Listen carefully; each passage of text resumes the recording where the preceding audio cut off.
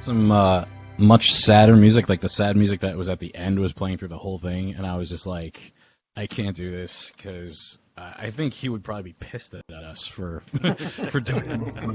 You know what I mean?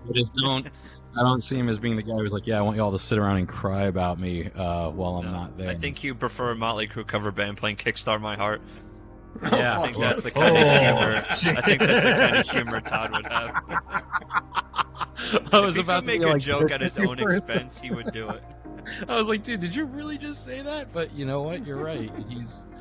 Oh man, when we post this, we'll actually put the full-fledged. There's some audio from some of the recordings we did with him, where he was just kind of talking about how like he's always happy and he's always looking for the bright side of life and stuff. So we'll put that at the finished version of this whenever we post whatever we post. Nice little acre of our own, and Yeah. We're on a hill at the top of it, so we look out over just trees and everything else like that. And because we own the whole area behind us, we'll never have to worry about those trees going down or our view being obstructed. So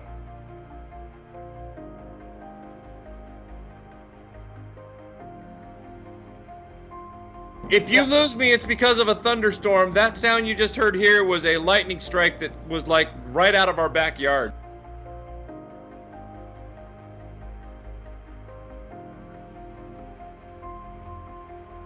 That always works because I'm usually in my studio probably, I don't know, 6-7 hours a day anyway. So when you send a message, it's like, can you record these? I'm like, oh, the mic's right here. So yeah, I guess. I'm in the middle of shit right now, Dave. Thanks for asking. I guess I'll just do this thing plugged in every time from now on. That's what I get for trusting a battery. But yeah, since this is the memorial for our buddy Todd T.W. Brown, I guess, I don't know. Like, I think that was the best way you could have started it, Steve, was like a joke like that, and just maybe we could just kind of chill and talk about what we remember.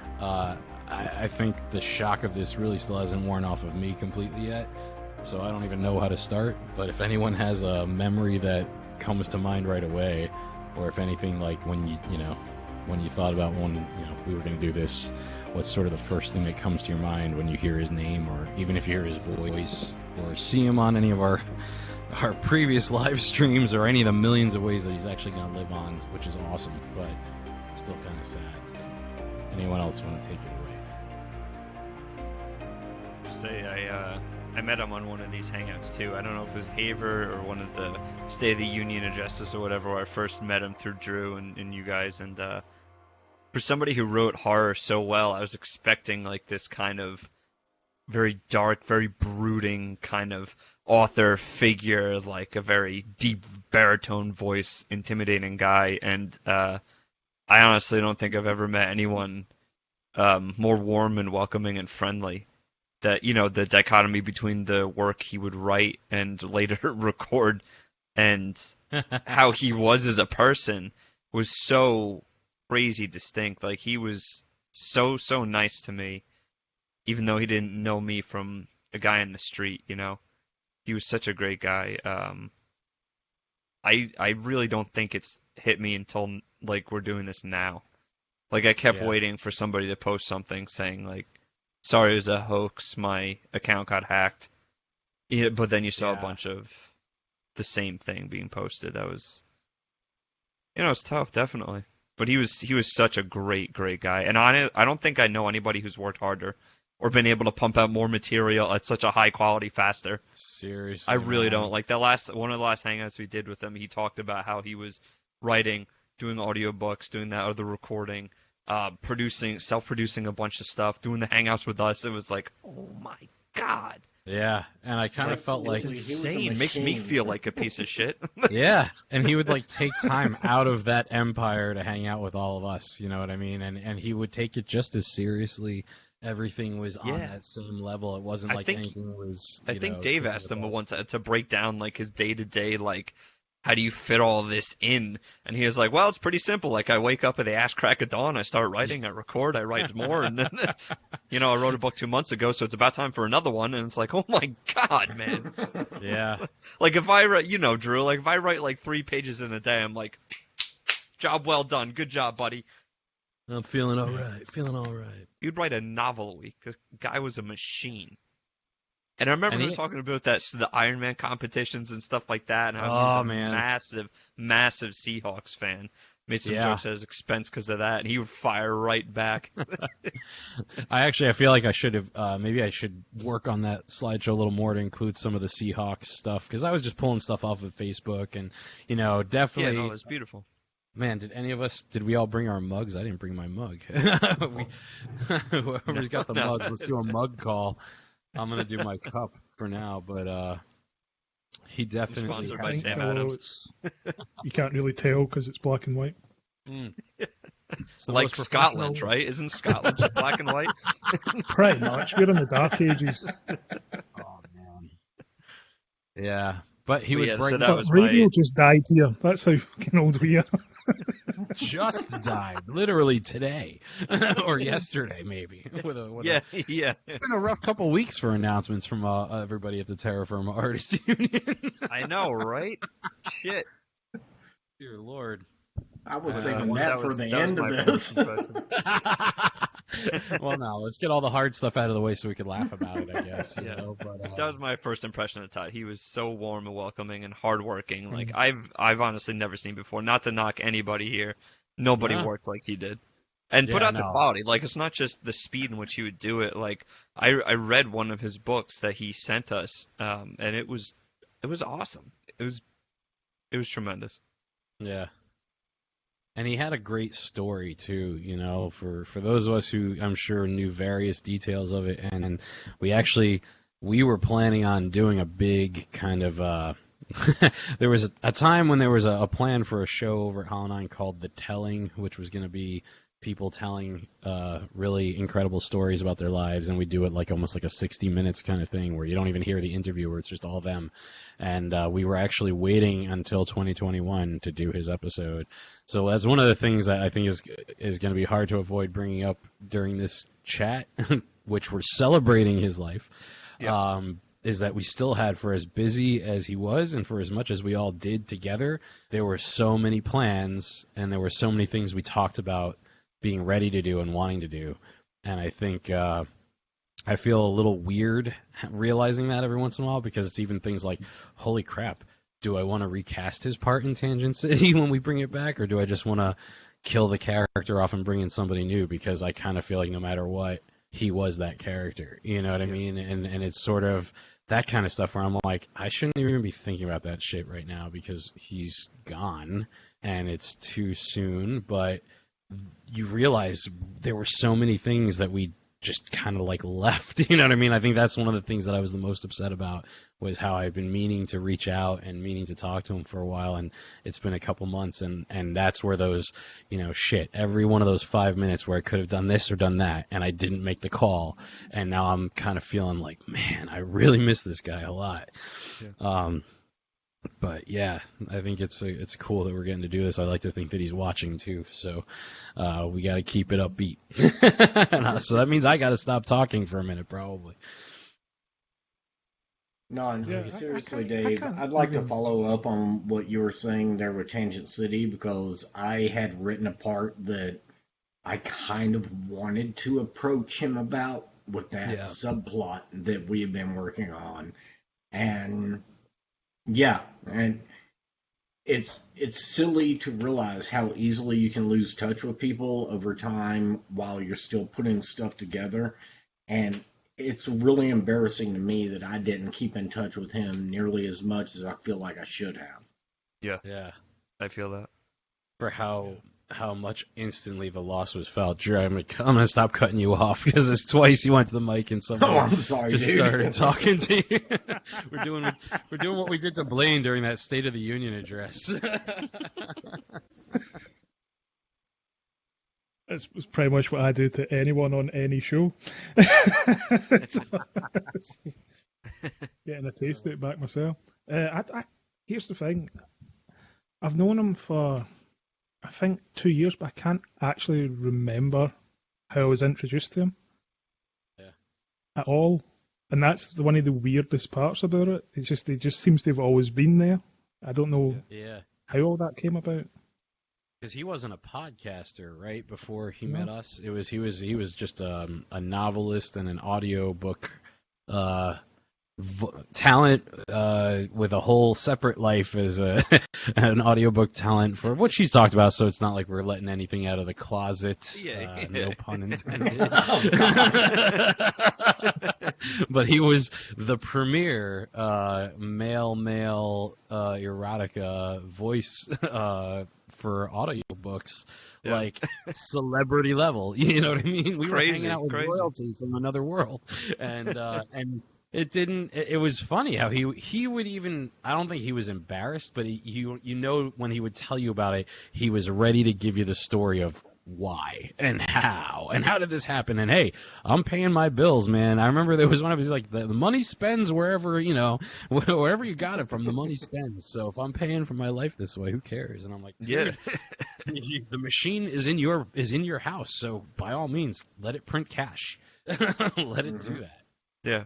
No, I remember that with one of the first hangouts. He's like, I'm just so happy to be hanging with you guys. Thanks for having me on. I was like, what are you kidding? It's great to have you here, guy. You're the talent here. We were actually interviewing you this whole time, man.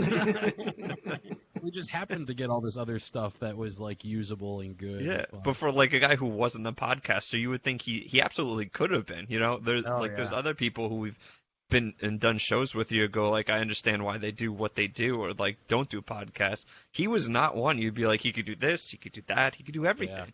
Which I think that's pretty apparent, the fact that he wasn't pigeonholed into one thing. He kept branching out, and he was good at everything. Yeah, pisses me off. He was good at everything. Anything he touched, he was good at.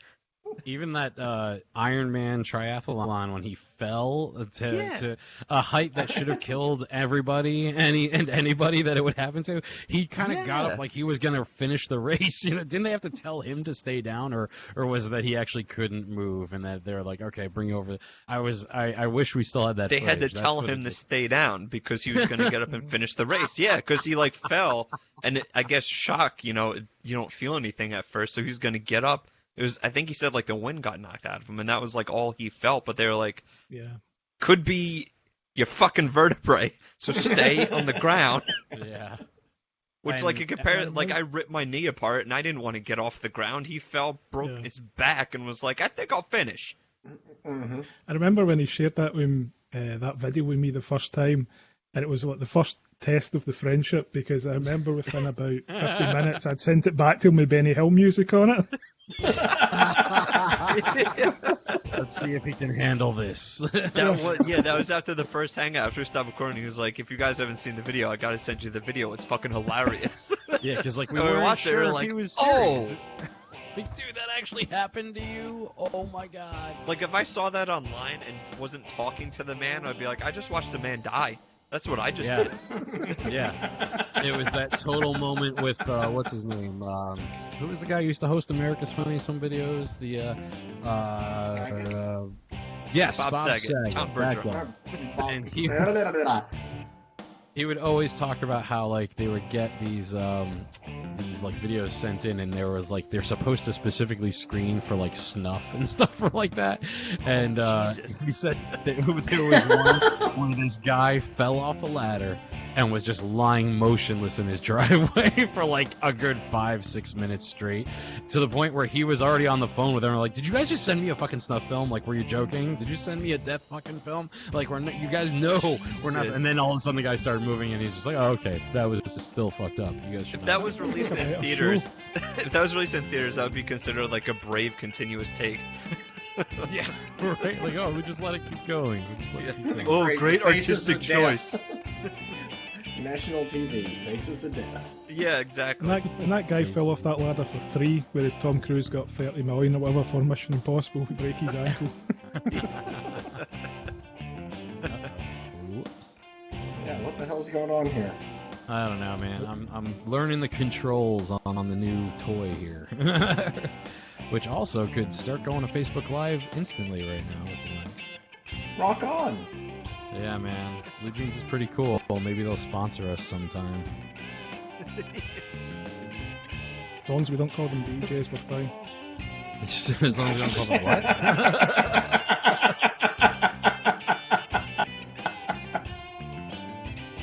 I think once or twice. I was trying to like change the screens. All right, so who else has a story about Todd as we move forward here? Not gonna be. All right, I'll hop in real quickly because after no, I was actually going to say something that really showed me the compassion and the willingness to help people that he always just exuded every time, because I had just kind of half broached a topic about doing something with my podcast. And without even breaking a step, he just sends me a message back going, oh, please, let me add you to this group that I'm a part of. Throw your question out there, check it out, see if these people may be able to help you or something. And I just went, dude, that wasn't necessary, but damn, how cool is that? That you're just going to try to put me in touch with other people looking at the same mindset for what I just tossed at you. Yeah, he wasn't one for like superficial interactions like, hey, yeah, we'll meet up sometime. He was like legitimately like, let's connect. Yeah. Mm-hmm. You know, after the first hangout we did, he Facebook friend requested me right away, and we would chat. You know, he was just a great, like, he did make connections like that. He actively tried to make connections with you. And then he was also trying to bring us, you know, any of the guests that, like, because he knew people. I mean, like, he had, as part of the craziness of the life story that he had, that we're not going to be able to tell the whole thing here, but details that he's released previously, I guess I feel like we could talk about. But, you know, the guy spent some time in prison, and some of the people he spent time in prison with were people who were part of, like, Charles Manson's crew. And, like, he had some, like, big names that he would name drop, and then was gonna either try to still get us in touch with whoever was still around. He also had people, you know, he did a lot of work with people who were on their way about to be released from prison to kind of, like, help them transition back into civilian life. And there were a lot of people who started businesses, guys who got themselves, you know, put back together and off the ground. And so he was always looking for ways to kind of hook us up with people with interesting stories, but to kind of help everybody help each other kind of thing too. So yeah, he was very much the embodiment of sympathy and empathy, and I think kind of just like that sense of doing the right thing, you know. And he was very open when he was talking about stuff. Oh yeah. He didn't sugarcoat stuff from his past. He gave you the full story, and you were left to decide how you felt about that or whatever. You know what I mean? Yeah. And it wasn't just creative juices either. When you talk about like training those massive Oh my dogs God, that he dogs. has, or like the bees and everything like Bees. that. Like, he was a very creative person, but then he also needed to exercise the analytical part of his brain, because he would just master something that he knew nothing about. It's just like, I'm gonna do this now. Yeah. And he just All would. all of a sudden it was like, yeah, I'm producing honey, and I was like, well, send me some, and I'll make my honey tea with it. And all of a sudden a package showed up with 2 little bottles of Zombie Cata honey in there. And I actually, see, this is some of that stuff where, like, you kind of always just, I guess, take for granted that everybody's going to be around. Like, I filmed myself making the honey tea with that honey. I filmed it with my phone. I still have all the clips in my Google Drive, and I just, like, never did anything with it. But I always kept saying, like, oh yeah, I got to get to making that little honey promo. And we did chat at one point about doing a show about beekeeping, just because, like, oh, fuck it, why not? You know what I mean? Let's really be one of those sort of all-encompassing video magazine type networks where, yeah, one of our guys on the side is a beekeeper. So now we're going to tell you how to start your own hive. We're going to check up on how his colonies are going. And I remember one of the last recordings we did for Mindhunter Season 2, which is still never edited, never released. It was one of the last things I asked him was like, all right, man, so when are we getting more honey from the bees? What's going on with book number 35 or 36, whatever you're up to? And it was just one of those, like, he was our Jack Nicholson from As Good as It Gets, right? Like, he just said, oh, yeah, I got 60-something books written. He had, like, over 30 zombie novels written. And he's just like, oh, yeah, you know, we actually found out that we lost a hive, got taken by a swarm. They just took all their honey and left, but we still have 3 strong hives. And I was just like, this is legit. Like, he legitimately has beehives, and this is, like, not just a hobby, a passing thing. He is keeping these things alive. The honey's gonna legitimately, like bees are gonna save the world. This guy might be part of the key to humanity surviving the zombie apocalypse, for all we know. So that's kind of cool. It was kind of cool that we got to hang ironic. out. Yeah, right. Secret zombie books. Oh my god. I wonder if he need to swing the other way. Yeah. I wonder if he would want to come back as a zombie. Probably not, right? I was actually wanting to speak to the irony of just what you said there, because, correct me if I'm wrong, wasn't he training the dogs for water rescue or something like that? Yeah. Yeah. Was that tied to him falling in the Iron Man triathlon?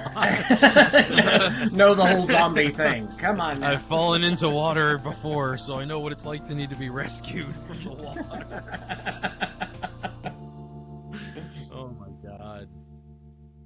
Well, it's it definitely has that feeling of it's not been the same since, you know what I mean? And it's almost even trying to think about going back to either projects like Tangent City or just because I like to do it. I like to watch the old Haver episodes that we all did together, and it's you know, I have those moments where it's like, man, that feels like it's so long ago because of how different everything is, but it was really only a couple of years, and it was just dawning on me how we can all have so much of an impact on each other's lives in such a short amount of time. Especially Todd. Yeah. Yeah, and I'm a little pissed the last thing he got to experience in this world was the pandemic, the glow. You know what I mean? Like, that's kind of, that sucks. At least he didn't die of COVID-19, but still, like, dude, we didn't get to hang out. You know what I mean? We never got to do the big Terra Firma all winding up in one place and hanging out. And he's gonna be someone we're gonna have to raise a drink in his honor when we finally do.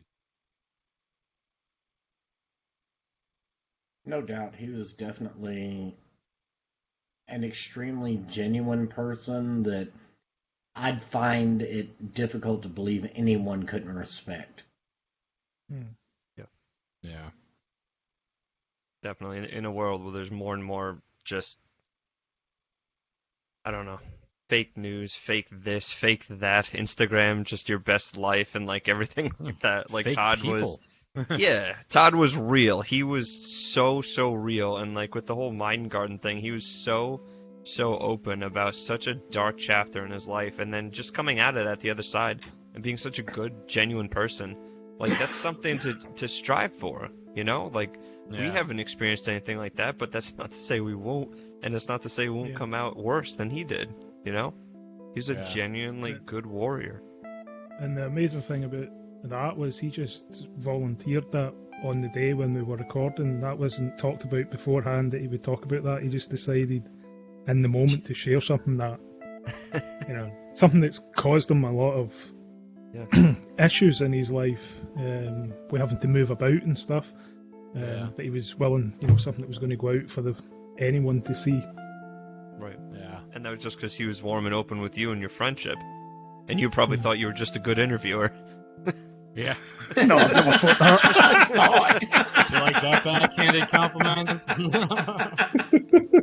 Sounded good, but think about it for a second. You're like, what? Drew's like, I'm fucking good, man. Oh, damn it. I made him cry. Too sober these days to think stuff like that. Yeah. There's no fooling yourself now. Yeah. I definitely think he'd be one that would want us to be having a party. So this little virtual memorial that we're doing here is really just because of things like the fact that there's a pandemic and that we're all super far away. But, when the dominoes all line up and the Terror Firma Artist Union has like a actual foothold in the world and we all have an annual awards show and whatever else we're going to wind up doing, we'll definitely make sure that we have to, have a party and raise a drink in his memory and knock on wood, anybody else who goes between then and now.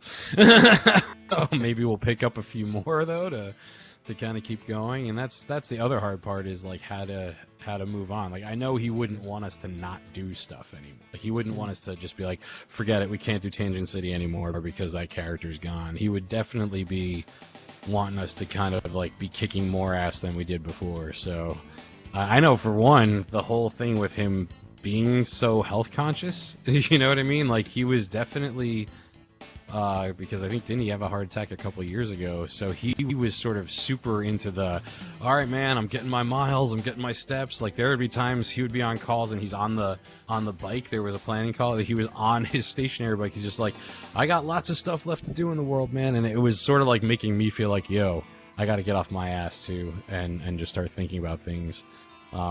So that I'm not going to let go of. I think that's definitely, I'm going to keep that inspiration from him as well and get more serious with getting in shape and being healthier for sure.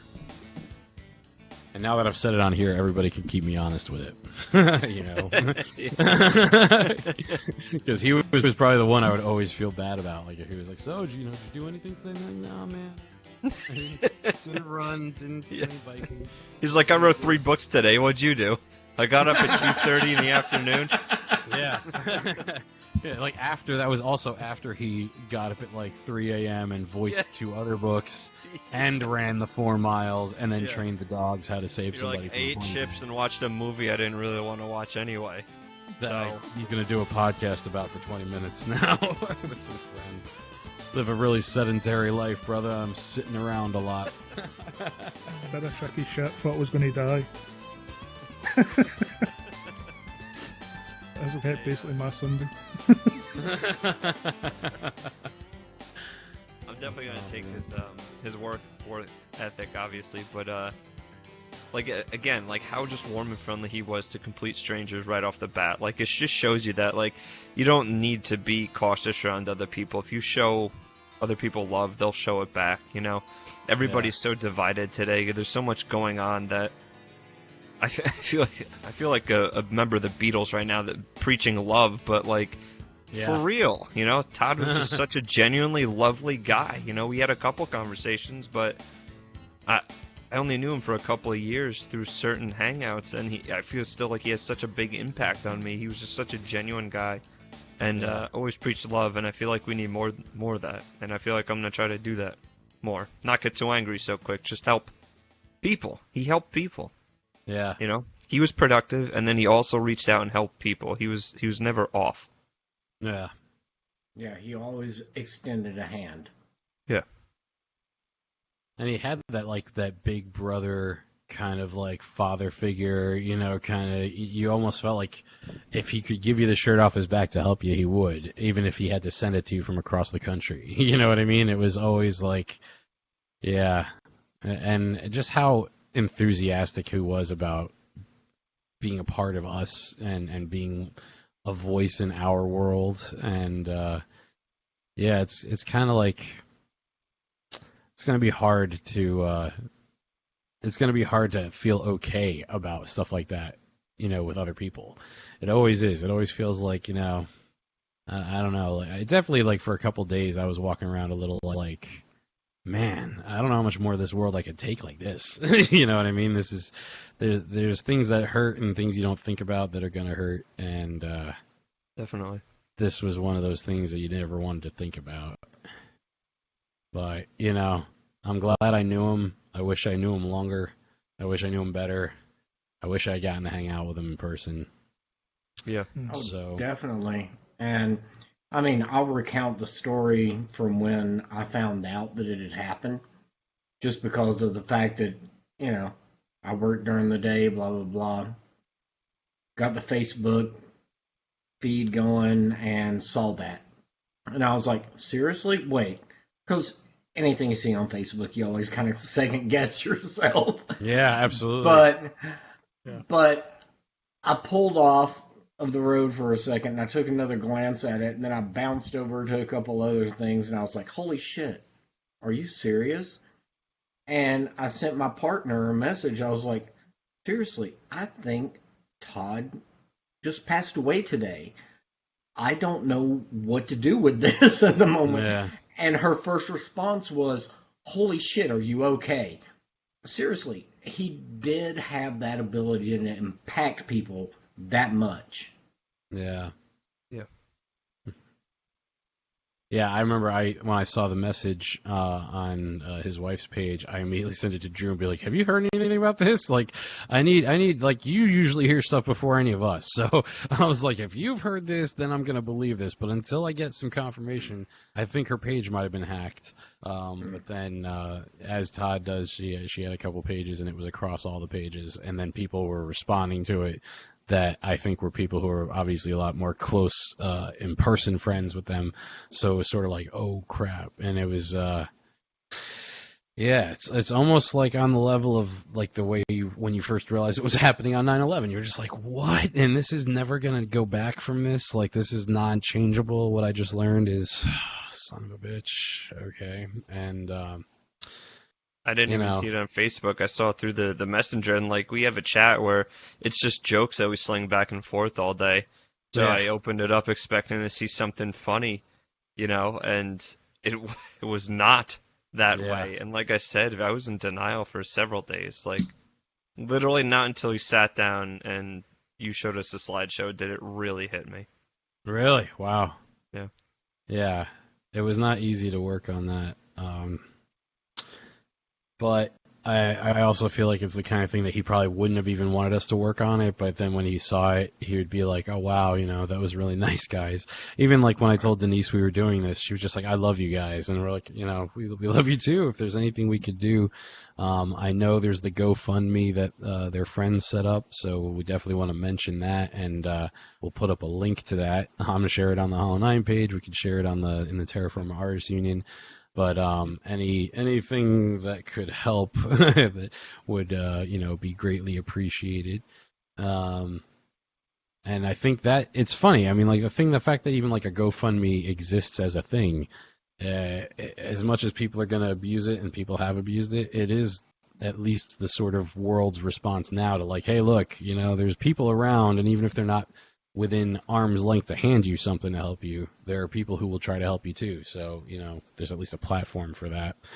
So there's just hope. I'm going to interject right there just because I thought GoFundMe was a complete bullshit from the beginning. But when someone else starts to GoFund you to try to help out, I think that really proves the fact that they realize your situation and they're wanting to help. So yeah. So please, if you guys can, go jump on there and help out. I can't even imagine what life must be like for everybody who is as close to him, like directly close to him, for if we're hurting this much and we were just like, what you used to call in the 90s internet friends. And now it's sort of like this is how people are friends these days. And I think this is a huge testament to how big a friend he was to all of us. And I miss him a lot. I don't know when I'm going to stop missing him. I don't think ever. And I hope when we do our State of the Unions, he kind of joins us and hangs out for a little while. If you could send us a sign of some kind, my friend, from the other side, just like Houdini, we're ask that. It'll waiting. send zombies. We're waiting for the lights to start flickering or something. to let us know that you're. Maybe he already did. He said murder. You'll just see Dave's head ripped off. Yeah, well, you noticed that Google wasn't working when we first tried to get this thing going tonight. I wonder if there was something going on there. Sort of like, oh, hey, the entire platform has changed. Nice. Simple 2 buttons that we could click before. We have to go through other means. So now here we are on a different platform. When you sent the message to me saying that you'd seen the thing about him passing away, I'd seen something maybe an hour before, but I thought it was fake. Because he has people from his past that are, for the lack of a better word, are cunts. Yeah. So they post shit like that on a regular basis. Like a year ago, there was a fake one for him being dead a year ago. Oh, wow. And I didn't know just that. so I'd seen it, thought it was fake. Had also just seen one for Robert Davey, who I'm friends with. Yeah. And so I was contacting people about that because he's an older gentleman. It's more realistic. So I was contacting about that, and then you came through, and I was like, well, maybe this has some weight behind it. And then I started investigating it, and then when you see that his wife shared it, you're like, fuck. Yeah. That she's not going to share anything. In fact, she's in the house with him, so you know what I mean? Yeah. It's one of those proper hits you, and you feel kind of like you can't do anything because you could be living like a town away, but with the lockdown and all that, you can't really do anything anyway. Yeah. But to be on the opposite side of the planet, you can't do anything to help in any way. It's fucked up. And you didn't get to say goodbye because we didn't think we were going to have to, So this is the closest we're going to be able to get to that. And, I don't think people are really ever 100% gone, not to sound like Rise of Skywalker, but if there's little things like that we can hold on to and think, if he is one of the Jedi and all of us could be all the Jedi now, we could turn this into a bit of a Star Wars rant to make it a little bit more of our common kind of thing, because it's really hard for this to not get down too quickly. But yeah, man, like he's still around. I think he's still going to be celebrating everything with us, and he's going to be just as happy for us when we do bring, Tangent City back, or we do our next big project. And, I think there's always room for a TW Memorial Award for anything, or a TW Memorial show, like an annual, the TW Telethon to raise money for X, whatever it is, to just keep the legacy of his, good nature and the memory of that alive. I think that's something we should probably just kind of keep in our back pocket and keep top of mind as we move forward. I'm meandering, and I'm probably going to start crying soon, so does anybody have anything they can think of that they want to say before we maybe say goodbye and thank you and good journey to our friend? I think we're all putting on a brave face right now, and we're about this close to just breaking down. Yeah. Just we love him and we'll miss him. Yeah, man. Well, absolutely. Todd... I've lost a lot of people in the past year and a half, so it's rough no matter when it hits. Yeah. We will never see his like again.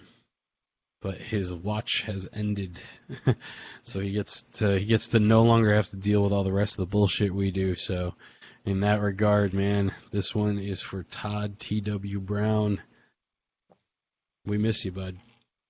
Hey, brother. All right, this is officially the most depressing recording we've ever done. And that's saying something, because how many have we done with Ripka on it? Come on over. Hold on. I'm going to give the mic to Carrie real quick. She's going to join us before we say goodbye. I don't know where your camera is, though. Hello. Hey, guys. That's Steve. Hi, Steve. Hanish, yeah. And Blaine is the guy in the dark screen you can't see. This is okay. Carrie. Hi. And Drew. Hi, guys. So nice to see you. Lovely tribute. And I have to tell you, I just thought of the perfect way to send Todd out. as a tribute is I know that he likes to do the reading of the stories. I think your tribute is you reach out to one of the publishers, you tell them you want an excerpt. All of you manly man, you get on there, you each pick a role, and you guys act out in a live podcast. Maybe with hand puppets at the same time in tribute to Todd in your sassiest little sexy man roles that you can. Oh my God. That's my idea. You do know Blaine's middle name is Hand Puppets.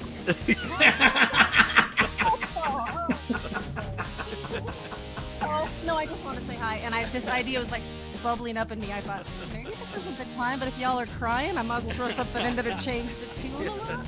Can this app live stream to Pornhub too? Yes, of course. All right, sorry. A beautiful Got all Raiders Theater. I always thought our chats are kind of like a chat room, but without any of the nudie touching going on, apart from Blaine. Oh man. So we got to do that now. I think that's a good idea. I mean, she's actually like looking up what his publishers are and trying to find out to contact them. So the glasses are over here. I don't know if you need these. I don't know if you guys heard that, but she said it was very nice to kind of meet you. So Yeah, definitely. yeah, she hears about you guys a lot, so it was good to put some faces with some names. Although she's only seen black and white photos of Drew, she has no idea what Drew looks like in color. Nobody does. Nobody does. Let me just do Roy from IT for a moment and say, have you tried turning it off and on? Ah, you watch that show too? Oh my God. Love that show.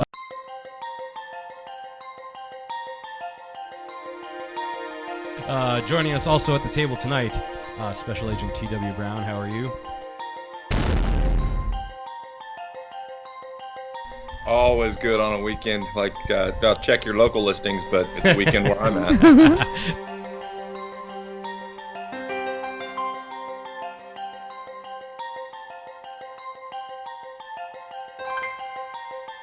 Our pup is at just over 10 months old. She's already 151 pounds. Her sister that's almost 3 is only 124. I'm working on them with water rescue. We're getting ready to start draft car work. The pup's we're gonna dip our toe in the show ring, see what the judges say at first. Todd, is book number 35 underway? What's going on? Where are we? When are we getting more honey from the bees? Tell us everything. We found out that one of our hives has swarmed on us. We lost a hive to a swarm. It is completely empty. They've taken all the stores and moved on. I have 3 very strong hives going into the winter, so we'll keep that update going as long as those numbers stay good. Yes, the new book did just come out, and initial numbers are good. Reviews are really strong. Nobody's too upset by the disturbing scenes in this one. A lot of audiobooks. Yeah, book 4 of the new Dead series just dropped this week, titled Don Evans Must Die. I've cleared this afternoon thing on Saturdays so that we can get together. So let's just keep rolling at this time. We'll grab the next show. Depending on when you hear this, this is, for me, the 6-month national nightmare is over as the NFL season has finally resumed. So, check local listings for, whenever this plays. But yeah, it's opening weekend. So for me, this is like first Christmas.